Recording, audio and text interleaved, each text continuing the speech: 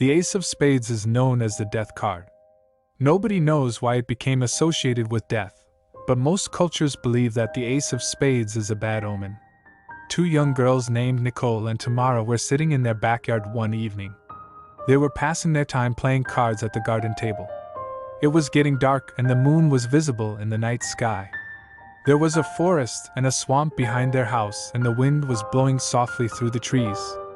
The girls were just about to start a new game when a tall man appeared from the darkness.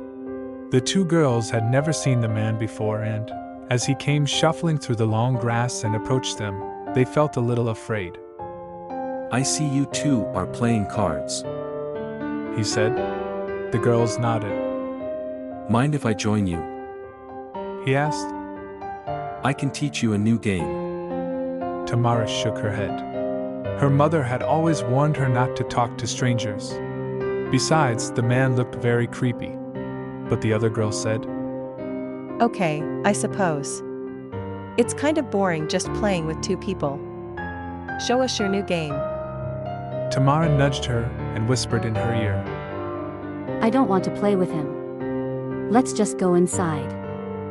"Come on. laughed Nicole. Stop being such a baby. Stay here. Don't you want to learn a new card game?" Reluctantly, Tamara agreed to stay.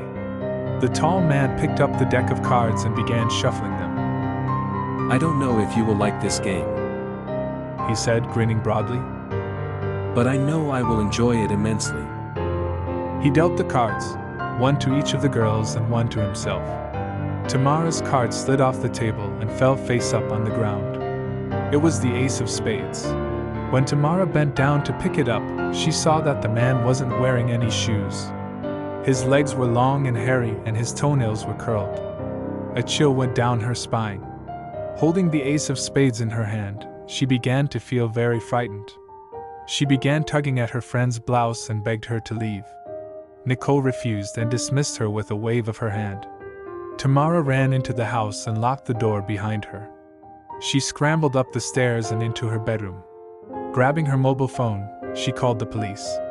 When they arrived, a few minutes later, Tamara answered the front door and led them out to the backyard.